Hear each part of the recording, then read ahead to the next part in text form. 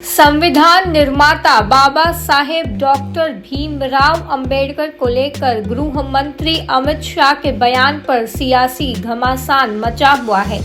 कांग्रेस इसके खिलाफ देश भर में अंबेडकर सम्मान मार्च निकाल रही है। कलेक्ट्रेट पहुंचकर राष्ट्रपति को संबोधित गृह मंत्री के इस्तीफे की मांग का पत्र सौंप रहे हैं। कांग्रेस अंबेडकर के सम्मान में मैदान में उतरी तो मायावती की अगुवाई वाली बीएसपी भी मैदान में उतर आई। बीएसपी प्रमुख मायावती ने खुद जिला मुख्यालयों पर शांतिपूर्ण विरोध प्रदर्शन का ऐलान कर दिया। मायावती ने भी दिन वही चुना जो कांग्रेस ने ऐलान किया था। दोनों दलों के विरोध प्रदर्शन के बीच मायावती के भतीजे और उनके उत्तराधिकारी आकाश आनंद ने लोकसभा में विपक्ष के नेता राहुल गांधी और प्रियंका गांधी अरविंद केजरीवाल पर हमला बोला है। आकाश आनंद ने एक्स पर पोस्ट कर कहा है कि पहले गृह मंत्री ने संसद में उनका अपमान किया और फिर राहुल गांधी प्रियंका गांधी ने हमारी नीली क्रांति को फैशन शो बनाया और उसके बाद अरविंद केजरीवाल ने बाबा साहेब की छवि से छेड़छाड़ की। उन्होंने तंज कसते हुए कहा कि वोट के लिए बाबा साहेब के नाम का इस्तेमाल आजकल फैशन हो गया है। बसपा का विरोध प्रदर्शन भी है तो अंबेडकर पर गृह मंत्री के बयान के विरोध में, लेकिन आकाश के निशाने पर राहुल प्रियंका रहे। खुद मायावती भी बीजेपी और कांग्रेस को एक ही थाली के चट्टे बट्टे बता चुकी है।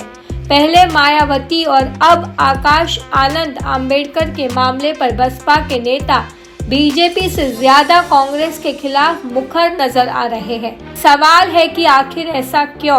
जय भीम के नारे के सहारे मायावती 4 बार यूपी की मुख्यमंत्री रह चुकी है। बसपा यूपी के साथ ही मध्य प्रदेश, छत्तीसगढ़, दिल्ली, हरियाणा और राजस्थान की सियासत में भी मजबूत दखल रखती आई है।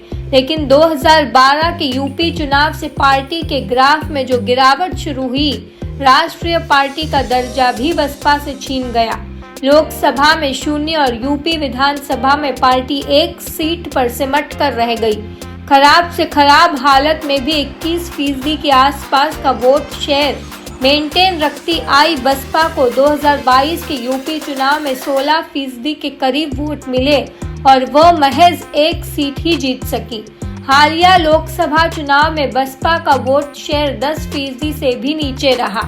बसपा को अब ताजा विवाद से अपने सबसे बड़े प्रतीक के नाम पर कोर वोटर को फिर से एकजुट करने का अवसर नजर आ रहा है। यूपी की दलित पॉलिटिक्स में एडवोकेट चंद्रशेखर की अगुवाई वाली आजाद समाज पार्टी का तेजी से बढ़ता प्रभाव भी बसपा के लिए चिंता का सबब बन गया है। बसपा लोकसभा चुनाव में 0 पर सिमट गई, वही चंद्रशेखर संसद पहुंचने में सफल रहे।